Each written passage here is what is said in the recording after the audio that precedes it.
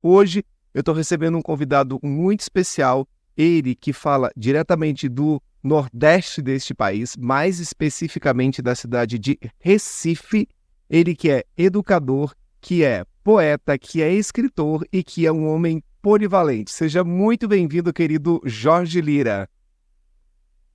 Olá, Alexandre e Andrei. Eu queria inicialmente agradecer bastante pelo convite. Eu acho que o dia da gravação desse podcast é muito simbólico, né, para mim, por tudo, especialmente porque hoje no Recife também acontece a parada LGBTQIAPN+, e falar desse lugar, falar a partir do meu corpo, né, falar desse lugar que me constitui como sujeito de ser um homem gay, né, antes de professor, antes de poeta, antes de escritor, eu sou um homem gay e isso é muito importante me colocar nesse lugar, porque por muito tempo me apresentar assim foi impossível. Então eu acho que esse lugar que você me traz, né, e que outros espaços, né, midiáticos e outros lugares também, né, que são possíveis agora de a gente poder se posicionar, eu acho que é muito relevante para que a gente assim consiga dizer, olha, eu não preciso mais do armário acadêmico, eu não preciso mais do armário da literatura, ou do armário, né, do que quer que seja. Eu posso dizer, antes de tudo, que sou um homem cis gay. Você que está acompanhando aí, não sai daí, é rapidinho, um segundinho só, depois da nossa vinheta de abertura.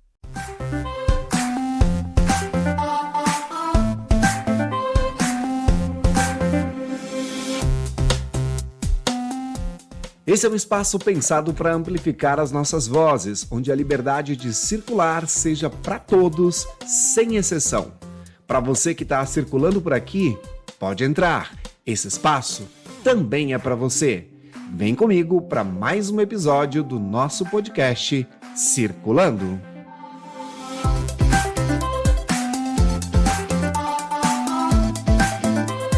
Bom, é isso, minha gente. Estamos de volta hoje recebendo Jorge Lira, falando diretamente da cidade do Recife.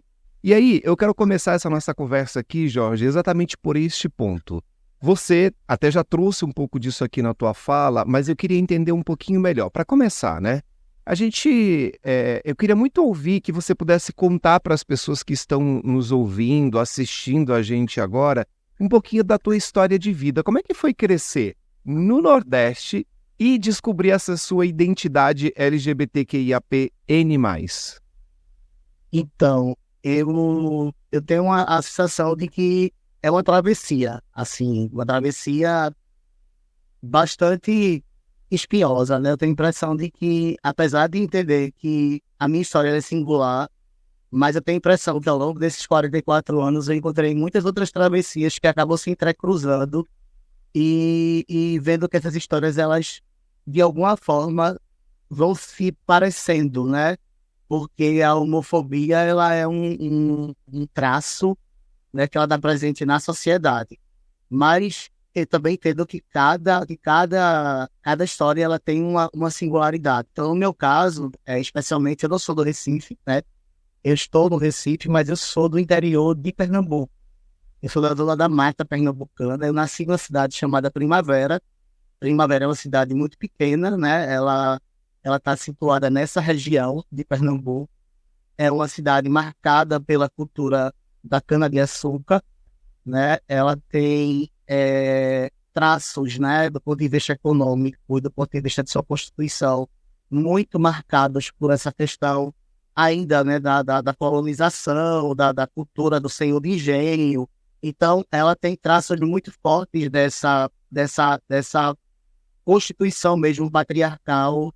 Então, é um modelo de familiar, né, oriundo desse modelo patriarcal, e que o homem, né, ele se aproxima desse tipo de masculinidade, né, que a gente tem chamado hoje de uma masculinidade tóxica, né, de uma masculinidade, dessa masculinidade que o homem não chora, dessa coisa de uma virilidade que se espera, né, desse modelo do macho, né, desse homem que está acima, né, da mulher, desse homem que é o dono da casa, que é o chefe de família, desse homem que é o macho. Então, e tudo que tudo que se dissocia disso, né, tudo que está em dissonância disso, ou tudo que está próximo daquilo que eles têm chamado, né, de uma feminização, né, de uma expressão que se aproxime de uma feminização disso, de um feminino, seria algo que estaria à margem.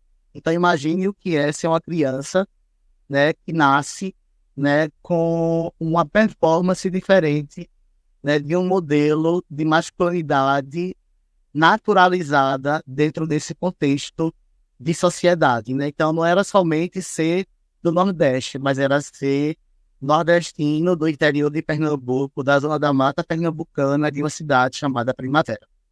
Então, eu nasci numa família tenho 4 irmãos, né? Um irmão mais velho, 6 anos, que era completamente diferente de mim. Então, meu irmão que estava mais próximo desse modelo de masculinidade que se esperava, e de repente, 6 anos depois, eu sou o terceiro filho, nasci eu, né? E aí eu não tive condições. Eu sabia, né, que eu era diferente desde muito cedo, mas eu nunca entendi a diferença como sendo algo que estivesse encaixotada dentro de uma sexualidade. Ou se dentro de uma sexualidade ela estivesse como sendo algo errado ou certo, né?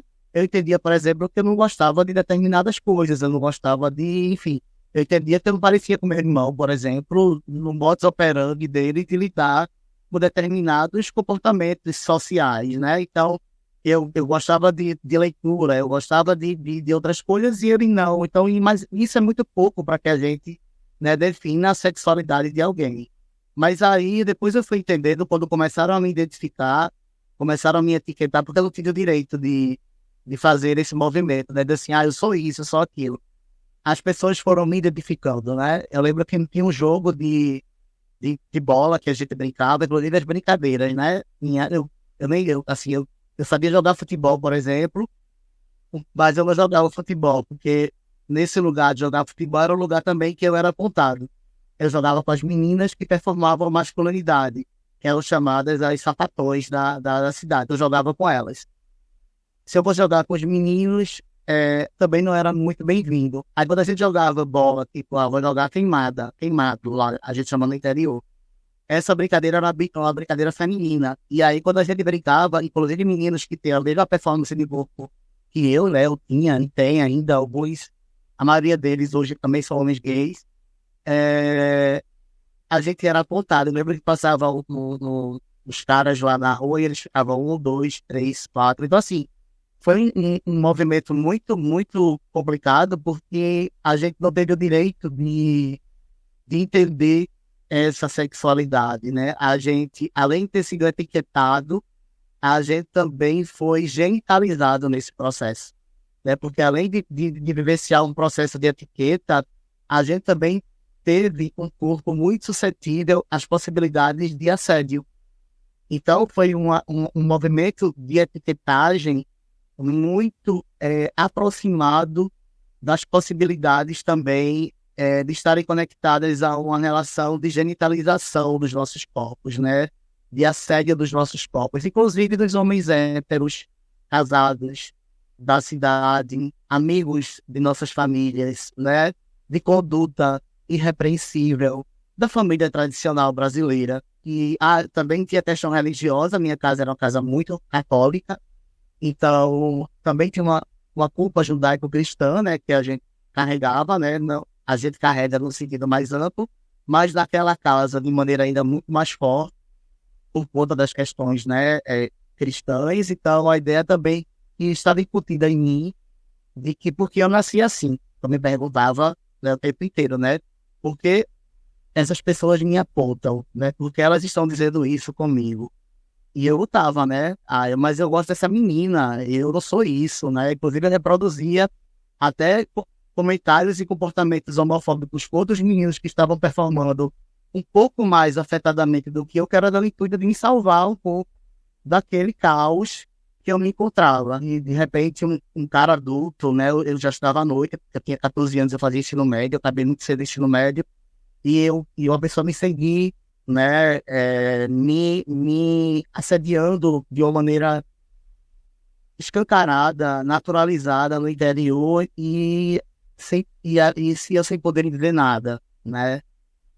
E no dia que eu pude verbalizar, eu fui verbalizado, né, para quem eu poderia dizer, né, alguém que poderia, olha, eu não aguentava mais, eu disse, caramba, isso é muito, eu não aguento mais, eu não tenho mais, já era adolescente. E aí eu escuto, né, acho que como meu pai me disse, né, assim, que, claro que tem muitas camadas, né, ele não é um vilão, e eu já consigo fazer uma leitura um tanto quanto mais generosa, porque a gente vai fazendo terapia e vai tentando fazer outras significações, mas naquele momento eu lembro que ele disse para mim, quando eu cheguei assustado, eu tinha saído da escola, e uma pessoa me seguindo, me chamando para uma atividade sexual, e eu tinha 14 anos, eu achei isso estupidamente violento, e aí quando eu não tinha nem ideia do quanto é criminoso hoje e tal, e naquele momento, naquela cidade, então, quando eu chego em casa e digo para ele, ele faz, só aconteceu isso porque você é safado, quem mandou você nascer assim? Claro que assim, eu te escuto falando, Jorge, e naturalmente eu percebo algumas características que são talvez muito marcantes e muito traços muito presentes da questão do Nordeste, etc. Mas também nessa tua fala, tem muitas dessas questões que eu posso te afirmar que não foram, infelizmente, exclusividades suas, nem só de alguém que viveu no Nordeste, né?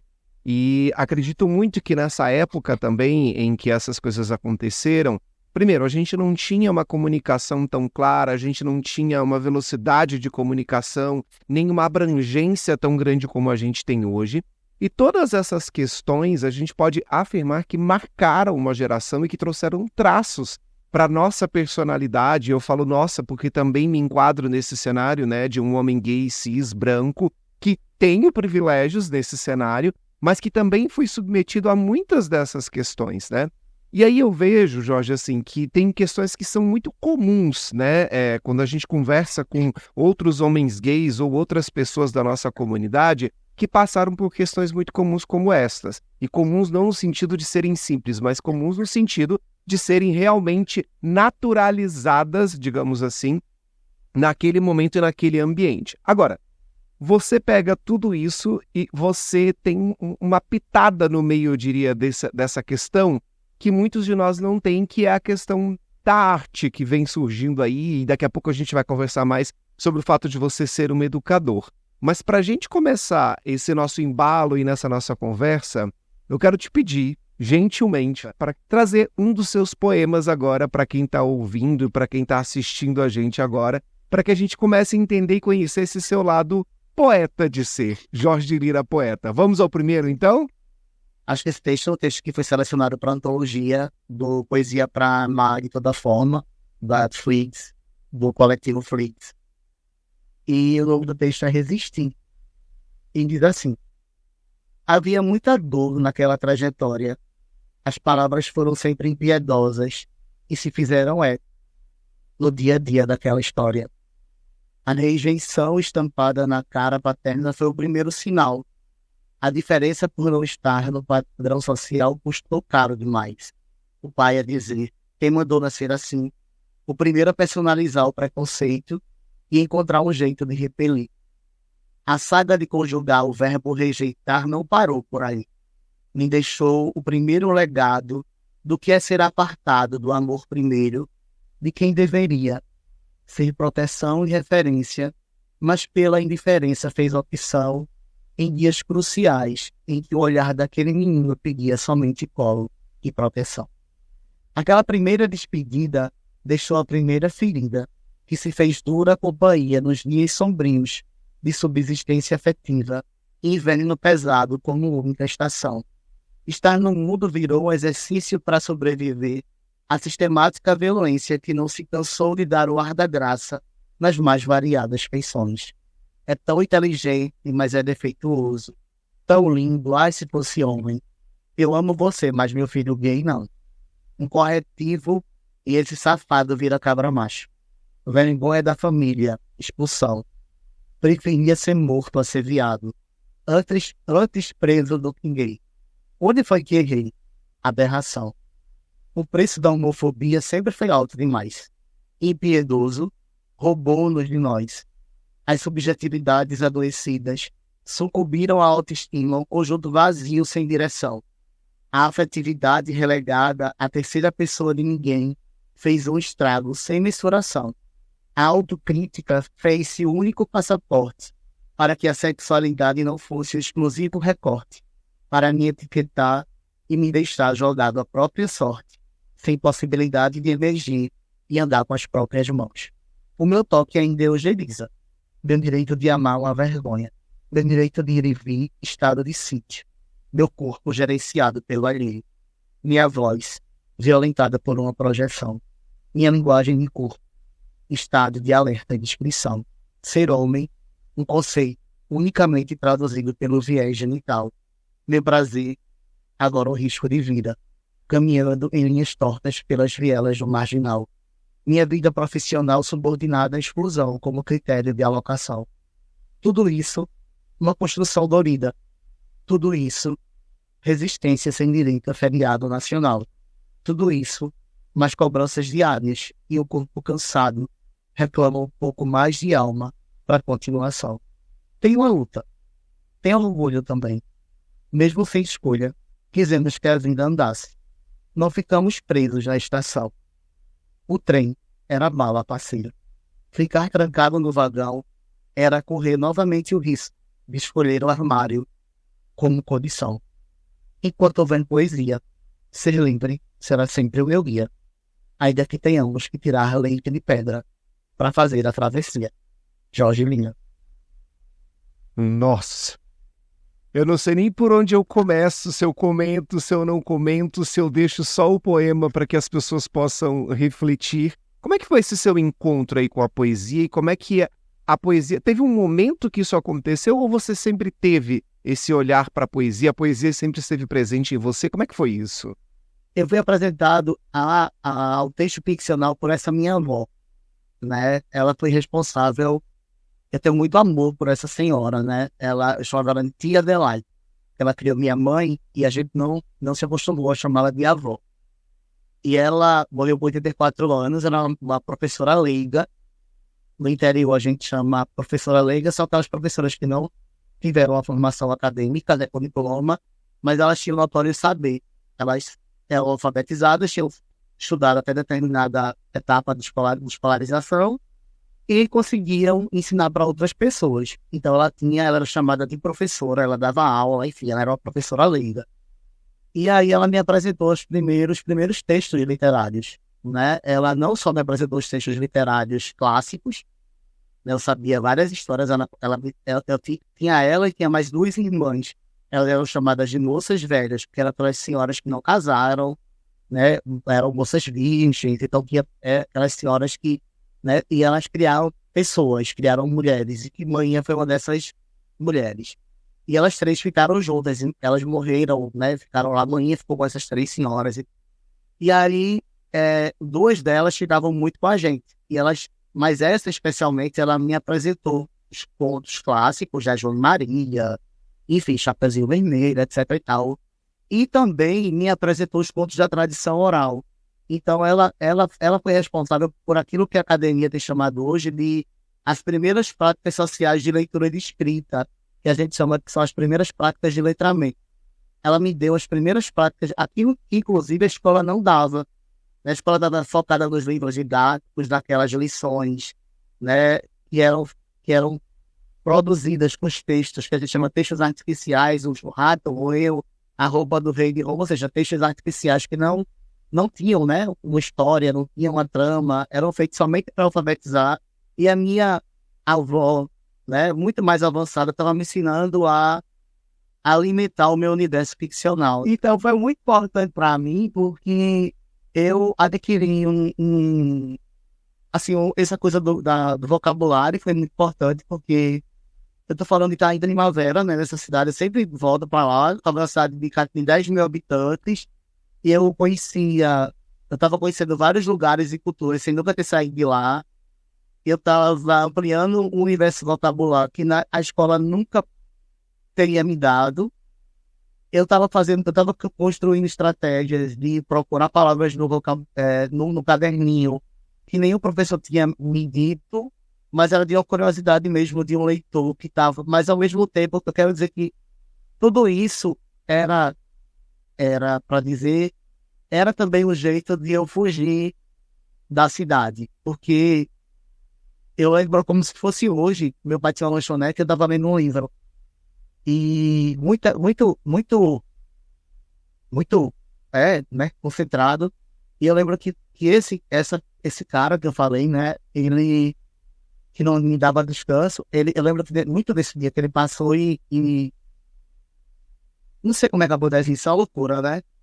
Aí ele passa e dá um sopro no meu ouvido, de maneira escrota, sabe? Nojenta, asquerosa. Então, eu já não lia mais na rua, eu lia mais dentro. Então, assim, eu comecei a entender o quanto a leitura, todo esse exemplo para dizer o quanto a leitura, ela me possibilitava viver outros universos. Por isso que eu digo que a leitura literária, não era a leitura de um jornal, não era a leitura das notícias da TV.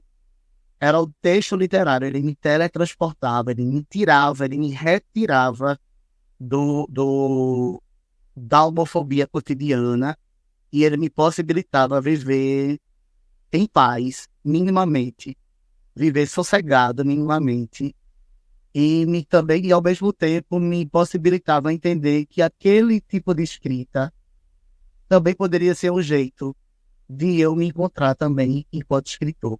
Que eu poderia também me manifestar subjetivamente, do ponto de vista da linguagem, por meio daquele tipo de escrita. Então, é esse percurso, né, que faz... Por isso que eu digo, não tem como dizer, né, não tem nenhum processo meu acadêmico, poético, nada que não esteja atravessado pelo meu corpo gay. Só que aí você cresce, né, amadurece, vira esse homem potente, totalmente cheio de repertórios, etc. E continua aí e começa as suas escritas de poemas. E você vai e participa de um livro onde, neste livro, você tem só pessoas da comunidade LGBTQIAPN+, e nesse livro, você vê muito, eu imagino, agora eu estou fazendo uma inferência, tá? Muito significado e talvez até muita projeção e muita potência de toda essa sua história, né? Então, assim, a minha pergunta nesse sentido é, primeiro, como é que foi participar deste livro? E segundo, qual que você viu a importância da sua participação nesse livro? Primeiro, não só para você, mas com 3 vieses, ou melhor, três olhares. Primeiro, a importância para você, a importância para a comunidade LGBT e a importância de se juntar a outras pessoas que falam a mesma língua, que vivem a mesma, entre aspas, a mesma realidade, mas que se tornam uma potência. Como é que foi isso? Uma honra em um presente, assim, eu me senti muito presenteado. Foi muito bonito ver gerações diferentes, com experiências diferentes, idades diferentes, performances diferentes, identidades de gêneros diferentes, sexualidades diferentes, corpos dissonantes, né? Falando da sua arte, escrevendo, né? Fazendo arte, na verdade, a partir da palavra.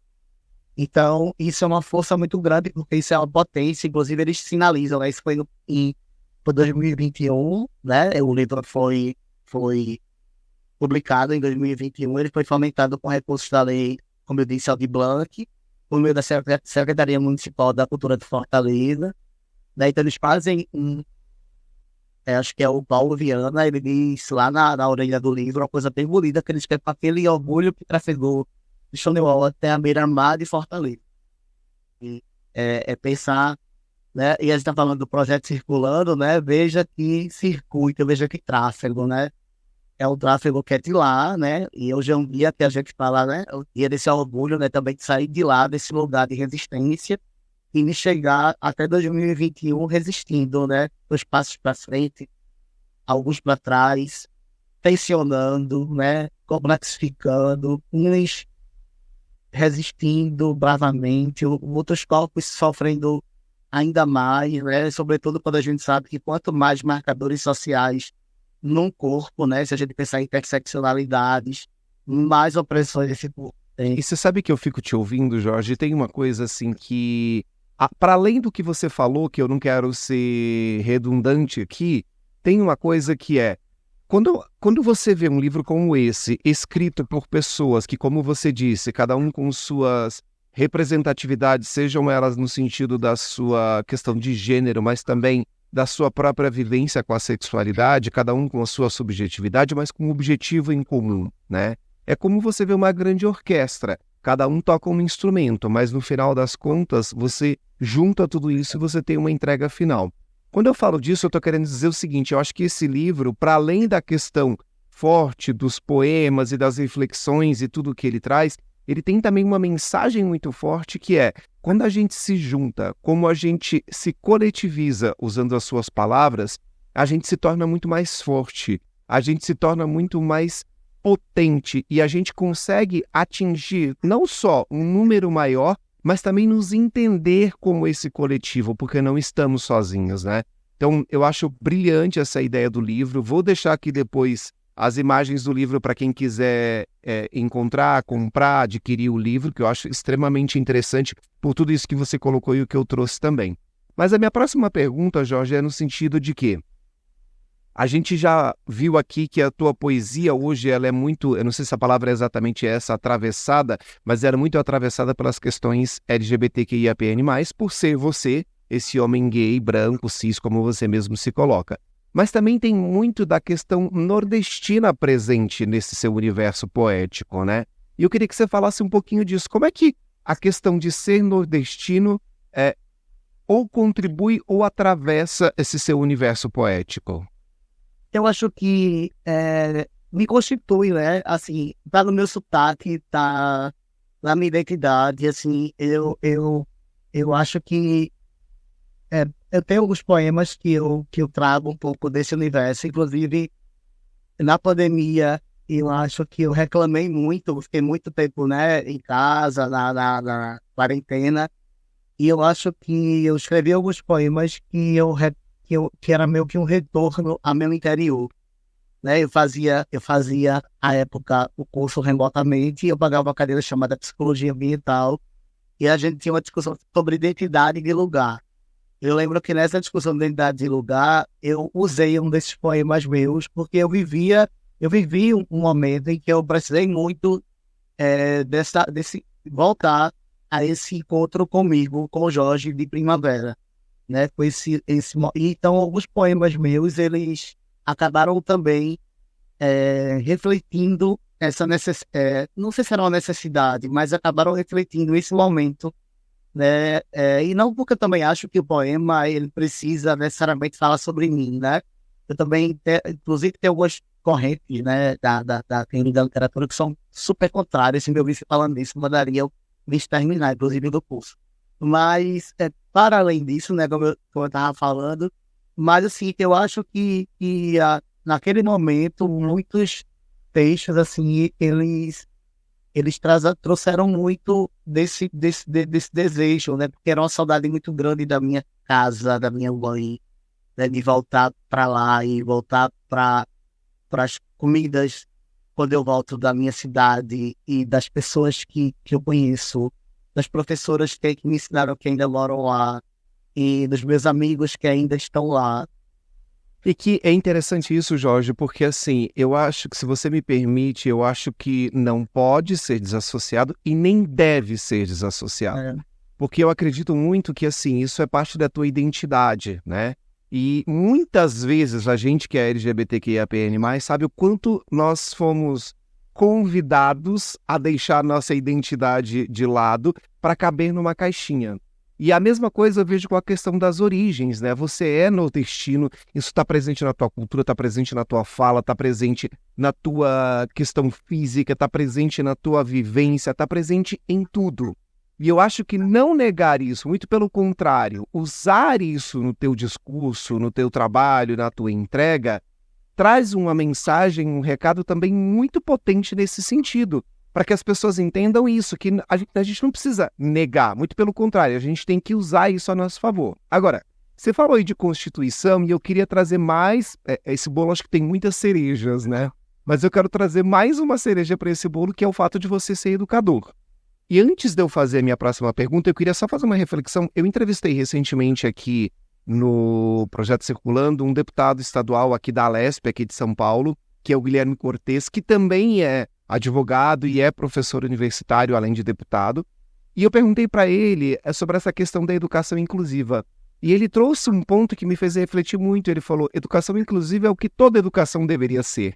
A gente não deveria ter uma discussão de recortes de educação inclusiva. Toda educação deveria ser inclusiva, né? Mas na prática, a gente sabe que não é. Esse é o grande ponto. E aí, eu queria, nesse sentido, te perguntar: você é Jorge Lira, poeta, escritor, mas eu não sei se a palavra é essa, tá? Mas talvez prioritariamente um professor, um educador. E aí eu queria entender com você como é que é isso, ser este homem gay, nordestino, poeta, educador. Como é que você usa todos esses elementos para promover essa chamada educação inclusiva? Eu acredito, na verdade, eu acho que a educação, ela é... A educação, para mim, ela foi o caminho, né, que possibilitou que eu tensionasse a minha pirâmide social, né, porque eu acabei não trazendo outro marcador, né, social que está também na minha história, que é o de classe, né. Eu sempre fui, assim, muito pobre, né, dentro desse contexto de primavera, então esse marcador de classe esteve muito presente na minha vida. Então, eu sempre entendi, né, quando você falou, sempre foi uma coisa bem interessante, né, quando você estava comentando uma das respostas minhas, que foi a questão de que a leitura possibilitou que eu vislumbrasse possibilidades. Porque eu também entendia, né, desses universos todos que eu conhecia na ficção, que havia outros lugares além dali. Então, assim, eu passei muitas dificuldades para me formar, e quando eu cheguei em Recife, elas permaneceram. Então, assim, foi uma história de muito desafio, de muita dificuldade, de muita vulnerabilidade socioeconômica, de ficar muitas vezes com fome, assim, de dizer: caramba, eu acho que eu não vou conseguir, mas alguma coisa me dizia assim: mas a educação, Jorge, você tem que terminar esse curso, você precisa, esse curso vai te levar adiante. E eu lembro que uma cena bem emblemática foi minha mãe, ela foi marcar uma consulta no SUS, aqui no hospital perto. Eu morava no centro da cidade, como eu moro agora. E aí ela estava na casa de Carlos, dormindo lá. Aí ela foi levar para mim uma bolsinha com as coisinhas, um arroz, um negócio lá. E aí ela, muito magrinho e tudo, e aí ela me deu a bolsa e eu fui olhar para trás. Eu me despedi dela e ela estava chorando. Aí eu voltei e disse: mãe, não chora não, que eu tô bem, não sei o quê. Aí quando eu peguei essa bolsa, enfim, aí eu morri de chorar também no caminho, mas assim, então foi muito árduo esse lance de pensar que só a educação me salvaria, né? Então, por isso e porque eu tô trazendo essa narrativa, é para dizer que o educador que eu sou hoje e na educação que eu acredito, ela se sustenta a partir dessa minha narrativa. Então, todas as minhas esforços na universidade, eu trabalho como técnico em assuntos educacionais, né? Eu trabalho com a prática pedagógica, eu trabalho assistindo aos alunos, né? E às alunas, e os alunos e os estudantes, de maneira geral. Eu trabalho no setor pedagógico, que é o núcleo de estudos de assessoria pedagógica, e dou aula também, enfim. Então, mas lá, nesse trabalho meu efetivo, eu trabalho no Centro de Artes e Comunicação, que é o centro mais diverso e plural da Universidade Federal. É um lugar com muitas performances de gênero, de identidade de gênero e de orientação sexual. É um lugar, e nem por isso, menos afetado pela transfobia, pela homofobia e por todas as violências de gênero e de orientação sexual, e de assédio, e de abuso, e de vulnerabilidade socioeconômica. A gente faz uma ação lá de escuta e de acolhimento, né, pedagogicamente falando, porque a gente não tem recurso para fazer de uma outra ordem, né? Então a gente faz essa escuta para poder encaminhar para os órgãos competentes da universidade. Então lá a gente teve, e aí eu corroboro a ideia do deputado quando diz que toda educação é inclusiva, porque inclusive se usa hoje a educação inclusiva porque antes se usava a educação especial. E, na verdade, a educação, e hoje, inclusive, não se usa mais essa expressão, porque a gente pensa que quando a gente fala de educação inclusiva, a gente estende ela para todas as pessoas, né? Porque todas as pessoas vão ter, a princípio, deveriam ser né, contempladas em suas singularidades, em suas especificidades. Só que, né, a gente sabe, né, que uma pessoa, né, vai ter, né, a universidade com as políticas afirmativas, a universidade com a inclusão, né, de outros corpos, ela vai precisar também ter estrutura, não só física, né, a gente chama hoje de acessibilidade, né, arquitetônica, metodológica, de vários níveis, linguística, de vários níveis, né, para que essas pessoas estejam assistidas de fato. Porque não é só entrar na universidade, é como eu permaneço na universidade, né? Então, é como eu permaneço na escola básica, é como eu permaneço no ensino médio, é como eu permaneço no ensino fundamental. Então, essa educação inclusiva, ela não tem que ser só conceitual, é como ela é na vida, na prática. Então, assim, é muito desafiador para a gente, eu falo do ensino superior porque lá é que eu trabalho, né, encontrar um aluno que chega pra gente e faz, olha, eu não tô conseguindo vir porque eu não tenho passagem. Eu não consigo vir porque eu tô sofrendo violência sexual, né, em casa. Eu não tô vindo porque eu não consigo comer. Eu não tenho comida, né? Eu não tenho... Então, assim, eu passei no vestibular, entrei no Enem, mas aqui a gente não tem, mas eu não estou conseguindo acessar porque ainda falta a rampa, porque ainda o elevador não está funcionando, porque o banheiro não está adequado.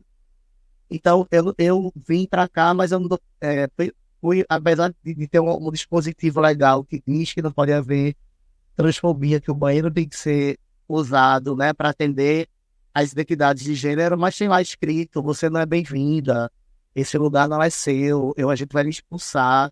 Então, assim, existem mecanismos muito cruéis, né? Então, assim, enfim, é muito desafiador, porque a prática pedagógica, ela não é apenas o que a gente teoricamente escreve, mas ela se escreve e se inscreve no cotidiano do trabalho. Com certeza. E Jorge, desculpa te interromper, mas nessa tua fala tem algo que me chama muito a atenção, porque você está falando de um ambiente acadêmico, né, de uma universidade. E se a gente for pensar em toda essa escalada que as pessoas têm, a gente está falando do final deste funil. Ou seja, são pessoas que já vêm lutando, que já vêm passando por etapas, que lutaram muitas vezes para ter o acesso à educação básica, depois à formação, ensino médio, enfim, vestibular, etc. A gente está falando de pessoas que já estão lá no fim deste funil e que estão ali nesta batalha, nessa dificuldade. Se você olhar para trás, ou seja, se a gente for considerar esse processo da educação inclusiva para um aspecto muito mais abrangente, saindo até do ambiente acadêmico, a gente vai perceber o quanto isso é necessário, o quanto isso cada vez mais se faz urgente, eu diria. Porque se você olha, por exemplo, uma mulher trans que está numa universidade e que sofre tudo isso que você diz, o que acontece com uma criança trans? O que acontece com essa criança que está entrando neste ambiente de educação? E um ponto muito importante que eu realmente acho necessário a gente falar, Jorge, é o seguinte: para além do acesso, a gente precisa discutir e entender que estar naquele ambiente é só um dos aspectos. Porque isso não anula todas as violências que essa pessoa sofre lá fora, isso não anula todas as violências que ela já sofreu, isso não anula todas as violências que ela imagina poder sofrer, né? E o que eu estou querendo dizer com isso? Essa educação inclusiva, ela precisa ir além dessa questão de dar um lugar, de garantir esse espaço físico. Ela precisa ser discutida num aspecto muito maior, porque estas pessoas, óbvio, é importante que elas tenham esse acesso, é importante que elas tenham esse lugar garantido, mas é também importante que a própria universidade, os educadores e a sociedade em si entendam que só isso não é suficiente. Muito pelo contrário, né? Eu estava te ouvindo falar, né? E aí eu estou falando aqui desses aspectos mais da comunidade LGBTQIAPN+, Mas se a gente olhar para qualquer outro aspecto, a gente vai enxergar isso também, porque é o seguinte, eu tô aqui, eu garanti esse lugar, mas eu tô com fome. Só isso já me tira do lugar de igualdade das outras pessoas que chegaram aqui sem isso. Eu tô aqui, mas eu tô com medo. Isso me impede de me concentrar no mesmo nível de uma pessoa que não passa pelas mesmas questões que eu passo. Eu tô aqui, mas eu tô com receio de sair na rua depois e de ser violentado, às vezes fisicamente, mas emocionalmente. Como é que a gente pode dizer que essa educação é inclusiva se a gente falar só de um lugar garantido e desse lugar físico que eu estou falando agora? E estou te falando isso também, Jorge, no sentido de uma reflexão que eu proponho, porque, de novo, é extremamente importante, sim, a gente falar das cotas. Muito pelo contrário, eu acho que isso é necessário e não cabe discussão sobre este tema. O que eu estou querendo dizer é para além disso. Né? A gente tem uma conquista, não se pode negar, porque outro dia eu escutei o seguinte: mas agora já ganharam as cotas, o que mais que vocês querem? Eu falei, como assim, o que mais que a gente quer? A gente quer tudo aquilo que é direito, né? E eu estou te propondo essa reflexão aqui, Jorge, porque já conversamos outras vezes e sei que você é um educador de fato, você não tem só o título, você não tem só o cargo, você é um educador de verdade, né? E quando eu vejo essa sua fala, eu proponho essa nossa reflexão aqui porque eu sei que existem outros educadores também que muitas vezes não têm essa oportunidade ou não fazem esse tipo de reflexão. Eu não sei se você concorda comigo, se eu conseguir ser claro nessas minhas expressões, mas o meu ponto é: garantir o lugar é o mínimo. A partir disso, tem muitas outras questões que vão atravessar esse processo que a gente chama de educação. Você concorda? Isso. Concordo demais. Inclusive, eu acho que garantir é o mínimo e é o mínimo insuficiente, né?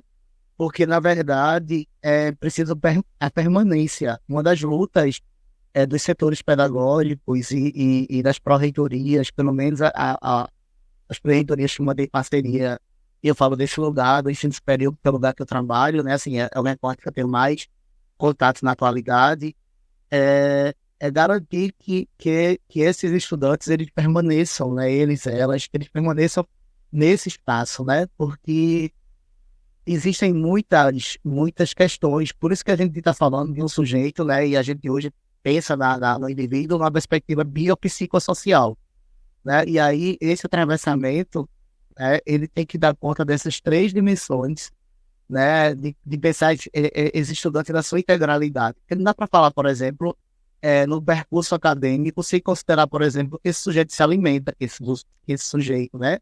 Se a gente pensar naquela pirâmide, né, de Maslow, né? Quando ele vai pensar naquelas condições, né, básicas de você, né, quando fala de motivação, ele vai trazer aquelas condições básicas para você. Uma delas é se alimentar, estar saciado, né? Doyle vai dizer que ninguém nem reza com fome, né? Doyle vai dizer assim, com fome a gente nem reza, né? Então imagine que estudar, então, né? Imagina uma travesti, né? Eu lembro que a gente foi fazer um curso de gênero e sexualidade que a universidade ofereceu, e uma estudante, né, uma menina trans, ela foi fazer o depoimento, uma estudante de um curso lá da universidade, e aí ela contando como era desafiador para ela chegar à universidade, porque ela vivia a situação de vulnerabilidade dela em termos de segurança em função da sua integridade física já se iniciava quando ela saía de casa, né? Quando ela batia a porta e ela saía de sua casa, desde a entrada no ônibus até a chegada na universidade, era uma travessia de possibilidades de ter o seu corpo violado, né? Em todas as instâncias, né? Físicas, psicológicas, né? Sexuais, todos os níveis. E aí, essa aluna, né, traz essa narrativa. Foi ela que trouxe a história do banheiro, né? Que ela entrava e era sumariamente ameaçada com mensagem: saia daqui, esse lugar não é para você é homem, e etc e tal. Né? Aí uma hora, na narrativa dela, ela chora, né? Muitos professores, e ela chora. E foi um dos dias mais difíceis para mim, como educador, assistir aquela menina né, trazendo a história dela e observando o quanto a universidade não estava preparada para lidar, né, com a permanência de uma aluna que performa essa identidade e, consequentemente, que vivencia essa singularidade e esse modo de existir, né? Então, assim, foi muito difícil para mim, eu chorei muito nesse dia, porque eu fiquei muito, muito, muito impactado como é que a gente, né, em termos pedagógicos, eu falo pedagógicos mesmo, porque não é de prática docente, é de prática pedagógica. A gente não avançou, porque as falas que eu vi de alguns professores eram, vamos ter que respeitar, e assim, falas todas muito superficiais, todas falas muito, como é que eu diria, falas muito não era nem desinteressadas, era de quem está atenuando, de quem, sabe, aí uma outra deu um exemplo sobre ela, que sofria preconceito, porque ela do Sul tinha estudado muito, e aqui sofria xenofobia, gente, como é cis, qual o preconceito ter estudado muito e ter vindo do Sul, eu achei tão aberrativo, e a gente saiu, a gente, né, que tem um lado, a gente saiu assim escandalizado, como a universidade precisava e precisa ainda pensar sobre práticas inclusivas que deem conta da permanência desses corpos. A gente está pensando, por exemplo, eu estou falando desse caso, se a gente pensar, por exemplo, a gente tem um núcleo na universidade, né, no núcleo LGBTQIA+, que é um núcleo que tem um trabalho bem interessante, e a gente tem uma parceria com esse núcleo, e na atualidade a universidade abriu cotas para pessoas trans e mulheres, pessoas trans, né, e travestis, e mulheres travestis. E aí a gente sabe quantas vagas foram ocupadas por essa população? Nenhuma. Nenhuma. Então, assim, nenhuma, porque esses corpos não terminam a educação básica, né? A gente tem uma série de estudos, assim, como tem evasão, né? Porque eu falei do funil, né? O que você trazia, né? Então, assim, são golpes que a educação básica não consegue manter na escola, né? Que são muito violentados nesse ambiente, né? Então, sobretudo as mulheres, né? Enfim, então, é muito difícil. Então, assim, é muito triste você perceber que cadê as mestrandas, né? Cadê os mestrandos? Cadê os homens trans, as mulheres trans, né? As travestis, ocupando esses lugares, né? De poder, né? De poder, de falar sobre suas narrativas, de contar suas histórias, de tratar dos seus objetos, né? De conhecimento, suas produções de saber. Né? Então, assim, a gente fica muito preocupado enquanto educador também de pensar sobre isso, né? Por outro lado, lá no setor de artes, a gente se anima, né? Porque é uma bolha, acaba com uma bolha também. A gente vê também, por outro lado, muita gente naqueles 24 cursos, né, que existem presencialmente lá, muita gente diversa, muitos corpos diversos circulando, muita gente assumindo seus pronomes e como querem ser tratadas e tratados e dizendo como desejam, né, enfim, como querem ter a construção das suas narrativas. Isso é muito legal. Tem gente que, inclusive, usa o nome social na universidade e só lá conseguem fazer todos os seus processos de transição, só lá mudam seus modos de investir, porque não conseguem fazer na sociedade. Quando chegam na universidade, eles conseguem minimamente, sabe, ter a liberdade. Também tem essas questões que são para a gente muito, são para a gente muito positivamente, né? Quando a universidade também consegue ser esse lugar em que as pessoas também conseguem circular, sendo elas mesmas, né? Aí lá conseguem botar a roupa que querem usar, conseguem colocar, sabe, se vestem como querem se vestir e usam o nome social, que na universidade é o direito, né? Então também tem nesse universo de tensão, né? E a educação é tensão, o currículo é tensão o tempo inteiro, seja na educação básica, seja no ensino superior, a gente vai estar sempre tensionando, porque o currículo é política, política no sentido de envolvimento, né, de polis, né? Não é polis, né? É movimento. Então, como a gente está na cidade, então é um lugar que a gente tá sempre tensionando mesmo. A educação vai ser esse lugar e a gente vai estar sempre lutando para que essa inclusão ela assuma faces mais humanas, né? Mais humanizadoras. Totalmente. E Jorge, quando eu te escuto falar sobre isso, assim, muitas reflexões me passam pela cabeça, né? Obviamente, mas eu também acho que, assim, na minha visão, duas coisas são importantes. A primeira delas é reconhecer as nossas conquistas, perceber que evoluímos, nos apoderarmos dessas evoluções e fazer com que isso reverbere para outras pessoas. Então, este polo, eu diria que ele é extremamente importante, mas também é importante a gente olhar para o outro extremo e entender que isso é muito pouco ainda, que a gente precisa de muito mais. E quando eu falo a gente precisa, eu estou falando aqui nesse nosso espaço, a gente está falando de circulando com foco no olhar da comunidade LGBTQIAPN+, mas a gente não pode desassociar todas as outras questões e camadas, inclusive, que recaem inclusive sobre a própria comunidade LGBT. Porque eu posso ser um homem gay, cis e branco, que estou aqui falando com você agora, mas existem milhares de homens pretos que são gays, que vêm de periferia.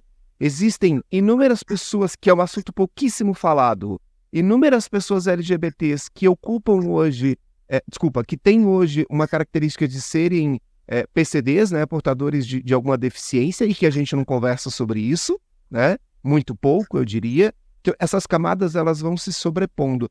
Mas eu acho que esses dois pontos eles são extremamente importantes. Você não negar as conquistas, pelo contrário, fazer com que elas reverberem, etc. Mas também você não achar que isso é suficiente, não ficar só nessa bolha como você mesmo colocou. Acho que isso é extremamente necessário e importante. E aí, trazendo um pouco para você da minha visão sobre esse aspecto da educação inclusiva, eu acho que a educação ela precisa, inclusive, transpor literalmente as barreiras da universidade, da escola, fisicamente falando, né? A gente precisa ter cada vez mais representatividade na rua, nas instituições de trabalho. A gente precisa ter cada vez mais essa representatividade dos parlamentos. E está aí uma maravilhosa Erika Hilton que nos representa. Isso. O próprio deputado Guilherme Cortes, que eu citei agora há pouco, a Duda Salazar, e N outros que a gente está falando, assim como, por exemplo, o senador, né, o Fabiano Contarato. A gente precisa reconhecer, a gente tem um senador da República deste país que é membro da comunidade LGBTQIAPN+. E que não é só o fato de ser um senador. E essa é uma outra questão extremamente importante que abriria aqui espaço para um outro podcast, né? Porque não basta ser educador, não basta ser político, e o político no sentido que eu estou falando agora é institucional, tá? O político do cargo que ocupa, o deputado, o governador, o vereador, etc. Não basta ser. A gente precisa ter muito cuidado, inclusive, porque cabe também para a educação. Não basta ser um educador que ocupa um cargo. Interessa muito o teu discurso, a tua vivência, o que você vai reverberar. E isso é um lugar para a gente ter muito cuidado. Mas, by the way, é muito importante que a gente entenda e reconheça esses movimentos. Eu falava isso outro dia num grupo de amigos e falava isso também com o deputado Guilherme Cortes, com quem eu entrevistei aqui, porque ele é membro da primeira bancada LGBTQIAPN+, deste país, junto com Erika Hilton, Duda Salazar e outros, né, que compõem ele. O quanto isso, de novo, é representativo no sentido de se coletivizar, usando novamente a sua expressão aqui no começo da nossa conversa, né?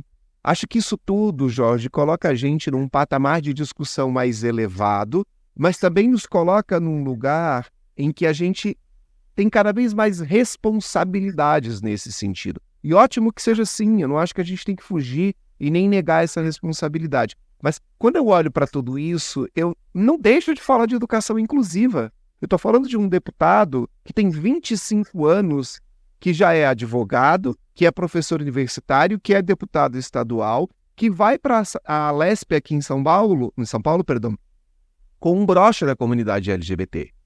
E por que eu estou falando isso? A gente precisa, como você mesmo falou, de pessoas da nossa comunidade ocupando esses lugares.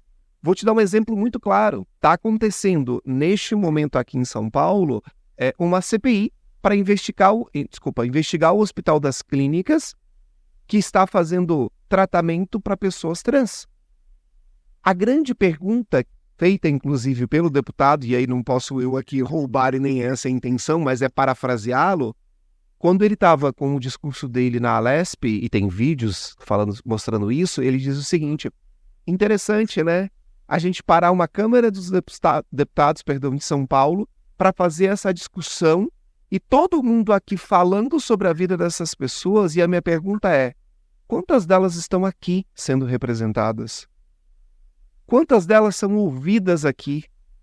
E aí ele continua o discurso e pergunta o seguinte: deputado, quantas pessoas trans você conhece?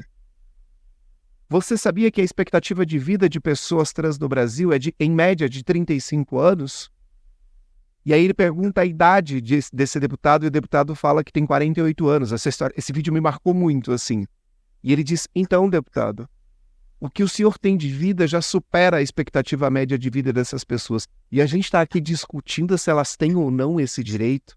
Então, o que eu estou querendo dizer com tudo isso, Jorge? Que essa educação inclusiva que a gente está discutindo e esse seu papel como educador é para muito além. É para formar deputados, é para formar deputadas, é para formar engenheiros, médicos, advogados e etc. E aí sim a gente começa de fato a virar esse jogo, porque os assuntos vão ser discutidos por pessoas que vivem essa realidade e não por alguém que acha ou supõe que aquilo é X ou Y. Assim como eu e você nunca vamos saber qual é a dor de ser, por exemplo, uma pessoa trans, eu digo nunca, porque não sei se um dia essa sexualidade é fluida, mas até hoje não podemos saber essa dor. Nunca saberemos como é que é para uma mulher ser ameaçada num ponto de ônibus, porque não passamos por isso. Vivemos outras dores, mas não este lugar. Então, a minha reflexão aqui, desculpa me alongar na minha colocação, mas é porque eu acho que essa educação inclusiva ela vai para muito além dos muros da universidade, para muito além dos muros das escolas. Ela precisa ser essa educação que ocupa todos os espaços. Claro, inclusive, desculpa também, porque me ocorreu assim, essa fala sendo muito, muito interessante, muito importante, né, porque a gente sempre reforça, né, e acho que é um discurso da universidade, é um discurso muito presente, muito potente nos documentos oficiais de ensino, né, que são os documentos curriculares, né, os documentos curriculares são os documentos que orientam a educação em nível nacional, né, que a gente chama de currículo nacional. E esse currículo nacional, ele orienta tanto, sobretudo as escolas públicas, né, mas as escolas privadas, elas também, né, têm essa possibilidade, mas elas necessariamente são mais aplicadas essas orientações são mais aplicadas às escolas públicas, né? E aí, a gente tem, nesses documentos, a gente tinha, né, com os parâmetros curriculares nacionais, uma orientação muito mais voltada ao que a gente esperava, que era uma discussão sobre diversidade sexual, orientação sexual, esses nomes apareciam, né? Uma escola preocupada na transversalidade dos temas, que a gente chama hoje, transversalizar determinados temas. Então, uma ideia de pensar na diversidade sexual, né? Esses nomes apareciam, de pensar orientação sexual. Então, essas temáticas elas estavam postas como sendo temáticas importantes para refletir o que a escola entendia como ser importante em termos de pluralidade, né? Porque dá para você falar em diversidade humana sem considerar que dentro da diversidade humana existe a diversidade, né, em outras camadas, né? E dentre essas camadas a diversidade né, sexual, de gênero, enfim, de outras possibilidades também. E aí, todo o currículo, né, por isso que eu estou dizendo isso, e aí vai, para a gente chegar nessa história do jeito, todo o currículo, ele tem uma concepção de sujeito, ele tem uma concepção de educação, ele tem uma concepção de sociedade, né, ele atende a interesses, né, ideológicos, político-partidários. Então, não tem nada neutro, né? Neutro nem o shampoo de bebê, né? Então, nada é neutro, né? Ficar em silêncio é um discurso, falar é outro discurso, né? As nossas escolhas lexicais, conscientes ou não, também são discursos, são produções discursivas. Então, o discurso também, né, produzido em determinado governo, em determinado momento, né, de governo mesmo, aí eu falo aí no sentido partidariamente falando, vai atender a um projeto de sociedade.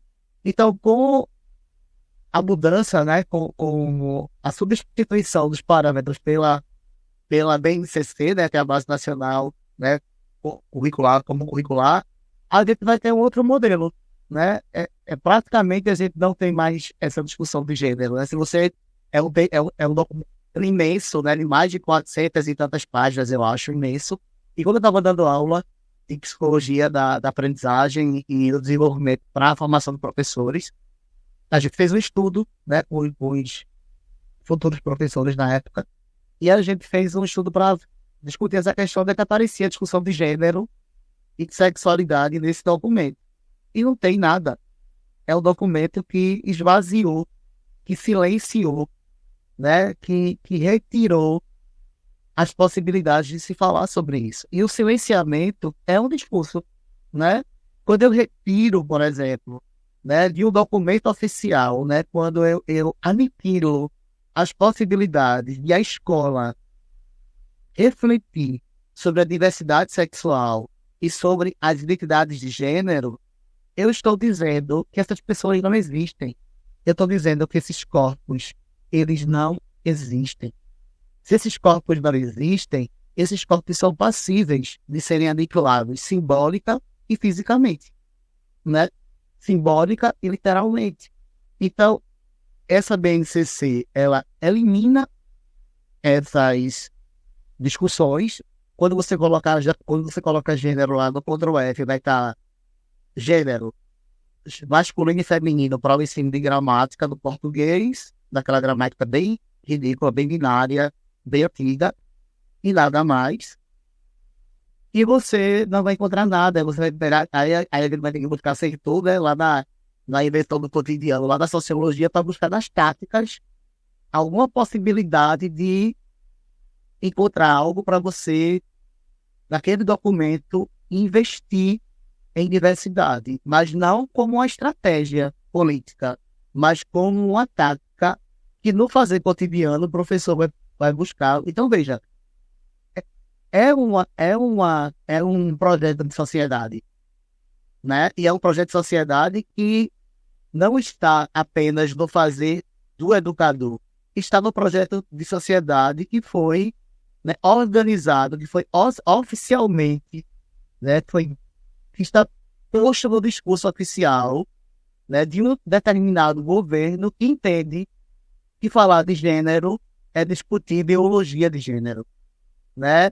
E falar de educação sexual é ensinar a fazer sexo na escola, né? E falar sobre orientação sexual é ensinar os meninos a serem gays. É distribuir, entregar uma cartilha sobre uma criança, né? Para que os pais entendam, né? Entendam quando a criança, né?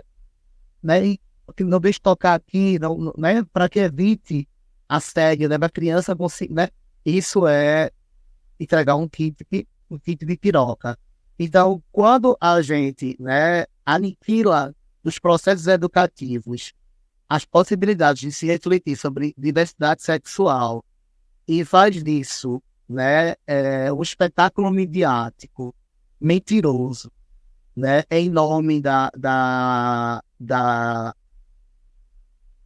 de uma mediocritização, acho que é de algo tão medíocre assim, mas é medíocre não no sentido de ser mediano, é medíocre no sentido de ser cruel mesmo, assim, é de uma crueldade tão grande, porque é violento, né? Porque você não está preocupado, por exemplo, se você vai... Quantas pessoas você matou com esse discurso, né? Quantas pessoas morreram simbolicamente e quantas morreram fisicamente. Para você ter ideia, aqui em Recife, né? A gente teve, nesse período agora, 2000 e alguma coisa, sei, nesse período mesmo, assim, né? Desse reporte.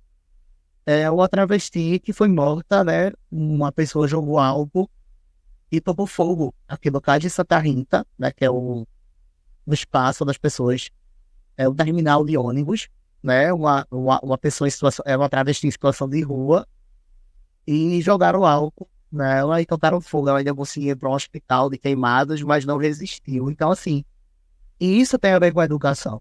Se eu tenho um projeto de governo, um projeto governamental, né, em que o currículo que orientaria a escola a falar, a pensar didaticamente, a pensar pedagogicamente em projetos, em transversalizar as questões LGBTQIAPN+, a falar sobre diversidade, a falar sobre respeito, a falar sobre tolerância, a falar sobre conviver, a mobilizar, né, a ter pessoas que são aliadas, a falar sobre amor, a falar sobre convivência, né? E você aniquila isso do currículo, você vai ter a educação que vai, inclusive, uma educação contrária à Constituição, porque a Constituição, inclusive, fala sobre uma escola laica. E a gente está aí nos discursos, né, dessas plenárias, né, nessas discussões aí, as pessoas fazendo uma extensão da escola dominical, né, uma extensão da catequese. E isso é uma vergonha, porque isso não é lugar das minhas expressões particulares religiosas. Isso é para garantir que a Constituição ela se efetive, né? E a Constituição fala sobre o direito de vir das pessoas. Ela não é um lugar para que eu torne religiosa a partir de uma expressão única de fé as possibilidades, né? E o controle, né? Como diria Foucault, o controle dos corpos. Eu quero falar de uma coisa também muito importante. Você está trabalhando no projeto de o lançamento de um livro seu agora. Você participou aí desse livro que a gente comentou ao longo da nossa conversa, mas está produzindo aí um livro que é seu. Conta pra gente como é que tá essa história, tá no forno, sai quando, o que as pessoas podem esperar? O livro tá no forno faz um tempo, tá quase queimando, mas ele tá no forno, é porque eu me envolvi com outras atividades, né, mas assim, o livro já selecionei os textos, eu tenho um material que eu acho que é um material grande, mas eu tenho uma coisa que acho que a gente vai adquirindo, talvez por essa inteligência, né, eu fiquei na autocrítica, achando que os textos não estavam bons, e tira esse, coloca aquele, e quem vai revisar, e o tempo para isso, aí eu queria um tempo mais epifânico para as coisas acontecerem, então não há esse tempo. Já entendi que não vai ter esse tempo, mas a minha ideia é que ele surgisse, que o livro ficasse pronto para o início do próximo semestre, né? E hora que essa coisa tem um texto que chama Porra do Padrão, foi um livro que eu escrevi, mas tem um dia que eu também escrevi sobre essa temática, sobre o amor. Mas para a gente concluir pelo menos esse papo de hoje, eu vou te pedir para você trazer mais um poema para a gente encerrar a nossa conversa de hoje aqui. Pronto, então eu vou falar um texto, né? Recitar um outro texto meu, que eu chamei de O Amor. E ele diz assim: o amor há de sempre prevalecer. O amor será sempre abrigo quando o ódio, travestido de divino, vier com intolerância nos conter. O amor há de ser respiro quando a intolerância quiser asfixiar nosso direito de ser. O amor será combate quando o preconceito vier desdizer os modos plurais de sentir prazer. O amor será sempre multicor, porque nos dias sombrios ele há de ser arco-íris a nos proteger. O amor se fará oração, porque não há contraindicação quando se escolhe juntar o coração para viver. O amor se fará sobrevivência quando a falsa moralidade ameaçar nossa existência e quiser nos emudecer. O amor será nosso porta-voz quando quiserem tripudiar de nós para nos enfraquecer. O amor será nosso juiz quando a nossa arguição tiver na sensibilidade a sua força motriz. Faremos uso assim da advogada poesia para nos defender de toda ação de homofobia que só faz matar e sofrer. Jorge Lira. Maravilhoso. E viva o amor. Querido, muito obrigado. Fiquei muito feliz com esse nosso papo. Foi um papo que a gente mesclou um pouco dessa questão da poesia, a gente falou de arte, a gente falou sobre como essa representatividade artística pode nos ajudar, mas também foi um papo que eu diria e classificaria extremamente político, importante e necessário. Então, muito obrigado pelo seu tempo, pela sua dedicação, por dividir com a gente os seus conhecimentos, os seus poemas. Não há palavra, talvez. E olha que eu sou um amante da palavra, mas não há palavra que dimensione a minha alegria e a minha gratidão de fazer parte desse momento e dessas possibilidades de não somente eu circular enquanto pessoa, porque eu estou circulando, eu me sinto também, né, trafegando novamente, dando um passo adiante, né, também fazendo o meu tráfego como sujeito, como homem gay, né, dentro dessa discussão, mas também de alguma forma possibilitando que outros Jorges de outros lugares, de outros interiores, de outros sítios, de outros cheios, de outra zona rural, enfim, de outros lugares, né, possam também, de alguma forma, a partir desse projeto e de outras histórias, também circularem. Queria muito parabenizar, você faz um bem imenso, sabe, a todos nós, a todos esses corpos que estão por aí, precisando trafegar com dignidade, sabe, com segurança, com possibilidade, com direito. Você faz um bem à cidadania desses corpos. Muitíssimo obrigado. Eu precisava dizer isso. Desde que você me colocou disso, não, quando eu estiver lá naquele momento de final, que a gente agradece, eu preciso fazer um agradecimento, sobretudo a você. Acho que não dá pra gente não terminar de dizer assim, Alexandre, muitíssimo obrigado, mas eu falo em nome de todos os outros, sabe, corpos dissonantes que estão espalhados nesse mundo e que precisam de projetos como os seus para que possam continuar existindo. É isso. Assim você me deixa emocionado no final. Enfim, obrigado, querido, mais uma vez. E o que eu posso te dizer é o seguinte, tão importante quanto fazer essas histórias circularem é saber que histórias vão circular. E eu sozinho não faria isso. Eu estou levando histórias como a sua, como a de tantas outras pessoas que passaram por aqui, e são essas histórias que inspiram, são essas histórias que transformam, são essas histórias que impactam essas pessoas. Então, eu te agradeço muito pelo carinho, pelo reconhecimento, mas queria também te dizer que, assim, a sua história é uma história extremamente importante e necessária. Você passou pelo filtro que eu comentei aqui e você chegou neste lugar. E só por isso, não que isso seja pouco, mas só por isso já merecia que sua história fosse reverberada. Então eu fico muito grato e quero dizer que, assim, é por isso que eu trabalho, para que estas histórias cheguem. Eu posso até pavimentar o caminho, mas quem vai transitar por este caminho não sou eu. São as histórias de pessoas como você e de tantas outras que passaram por aqui. Então, muitíssimo obrigado mesmo.